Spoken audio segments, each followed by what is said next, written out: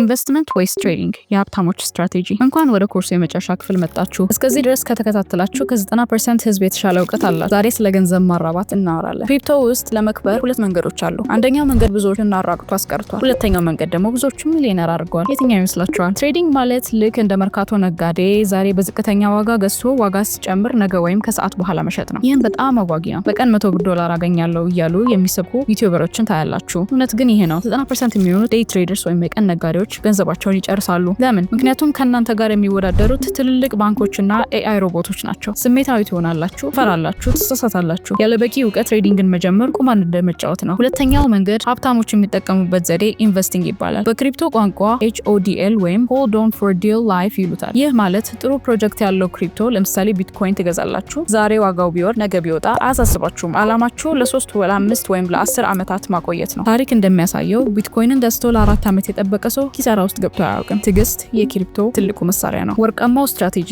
ወይም DCA። መቼ ልግዛ፣ ዋጋው ሲወርድ ልጠብቅ ብላችሁ አትጨነቁ። ምርጡ ስልት DCA ይባላል። ይህ ማለት ዋጋው ስንት የሚሆን ስንት በየወሩ የተወሰነ ገንዘብ መግዛት ማለት ነው። ለምሳሌ በየወሩ ደሞዝ ሲገባላችሁ 1000 ብር የቢትኮይን ግዢ ትፈጽማላችሁ። አንድ ወር ዋጋው ውድ ይሆናል፣ ትንሽ ቢትኮይን ታገኛላችሁ። አንድ ወር ደግሞ ዋጋው ይረክሳል፣ ብዙ ቢትኮይን ታገኛላችሁ። በአማካይ ግን አሸናፊ ትሆናላችሁ። ገበያውን መገመት ወይም ታይሚንግ ዘ ማርኬት አይቻልም። ነገር ግን በገበያው ውስጥ መቆየት ታይም ኢን ዘ ማርኬት ያሸልማል። ክሪፕቶ ሲወጣ ሁሉም ሰው መግዛት ይፈልጋል። ክሪፕቶ ሲወርድ ሁሉም ሰው ፈርቶ ይሸጣል። የሀብታሞች ምስጢር ግን የተገላቢጦች ነው። ሰዎች ሲፈሩ እናንተ ስግብግብ ሁኑ። ሰዎች ሲስገበገቡ ደግሞ እናንተ ፍሩ። ገበያው ቀይ ሲሆንና ሁሉም ሲያለቅስ ያኔ ነው የመግዣው ሰዓት። ሁሉም ሰው ስለ ክሪፕቶ ሲያወራና ዋጋው ሰማይ ሲነካ ያኔ ነው የመሸጫው ሰዓት። በአጠቃላይ ይህ የ5 ክፍል ኮርስ የመሰረተ ድንጋይ ነው። ጉዞ ገና መጀመሩ ነው። አዲስ ክሪፕቶ ቻናላችን ላይ በየቀኑ አዳዲስ መረጃዎችን፣ የገበያ ትንታኔዎችን እና የኢንቨስትመንት እድሎችን እናቀርባለን። የገንዘብ ነፃነት በአንድ ሌሊት አይመጣም። በእውቀት በትዕግስትና በተግባር ይመጣል። አብራችሁን ስለነበራችሁ እጅግ እናመሰግናለን። ለወዳጅ ዘመዶ ሼር በማድረግ የዲጂታል አብዮቱ ተካፋይ ይሁኑ።